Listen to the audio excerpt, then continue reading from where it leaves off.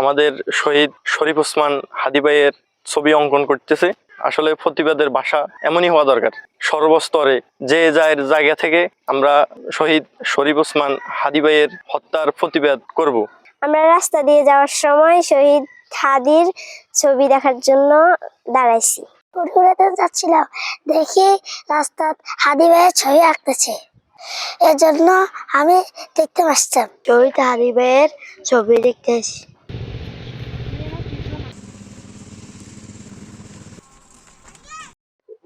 সাদা মানে হচ্ছে প্লাস্টার করা থাকলে মানে কোনো রং ছাড়া, তাহলে আরো মানে হচ্ছে গর্জিয়াস দেখা যাইতো। মানে হচ্ছে রং দিয়ে করতে গেলে হচ্ছে ধরো অনেক টাইম লাগে, মানে তখন আরো সুন্দর হতো। মানে ওরকম সুন্দর দেয়ালও খুঁজে পাইতেছিলাম না। ধরুন দেখা যায় কিছু দেয়াল পাইছি আবার নষ্ট, আবার কেউ কেউ বলছে মানে ধরুন আলতাবাজির বাজার যাইতে বলছে, আবার সাগরিয়া যাইতে বলছে, এত দূর তো আমার টাইম নেই। আবার হচ্ছে এখন ধরেন শীতকাল হওয়ার কারণে হচ্ছে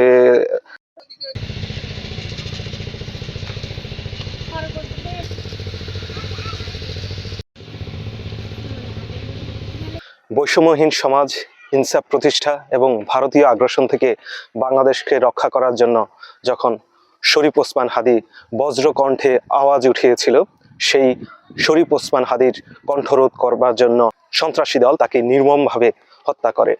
আমাদের ভাই শহীদ শরীফ ওসমান হাদীর হত্যার এতগুলো দিন পেরিয়ে গেলেও এখনো খুনি কিন্তু ধরা ছোঁয়ার বাহিরে। একজন হাদী চলে গেছে আমাদের মাঝ থেকে, কিন্তু আজকে সারা বাংলাদেশে অসংখ্য হাদী তৈরি হয়েছে। আজকে বাবা মায়েরা চায় তার সন্তান একজন হাদী হোক। আমরা সবাই হাদী হব, হাদীর মতোই এই দেশকে ভালোবাসবো, এই দেশকে যে কোনো দেশের আগ্রাসন থেকে আমরা রক্ষা করব। আমরা চাই এই হাদী হত্যার সুষ্ঠু বিচার হোক, হাদী হত্যার খুনিকে জনসমক্ষে প্রকাশ করুক সরকার। আসলে হাদী যেভাবে দেশকে ভালোবেসেছে, যেভাবে দেশকে স্বপ্ন দেখেছে দেশকে এগিয়ে নিতে, সেই হাদীর স্পিরিটকে আরো ছড়িয়ে দেওয়ার জন্য যে আগামীর প্রজন্ম তারা যেন এই পথ দিয়ে যাওয়ার সময় দেখতে পারে সেই হাদী, যে হাদী তরুণ প্রজন্মকে নিয়ে একটি সুন্দর বাংলাদেশ গড়ার স্বপ্ন দেখেছে, সেই হাদীকে পরিচিত করিয়ে দেওয়ার জন্য আগামীর যে প্রজন্ম তাদের কাছে তুলে ধরার জন্য আসলে আমার এই গ্রাফিতি অঙ্কন।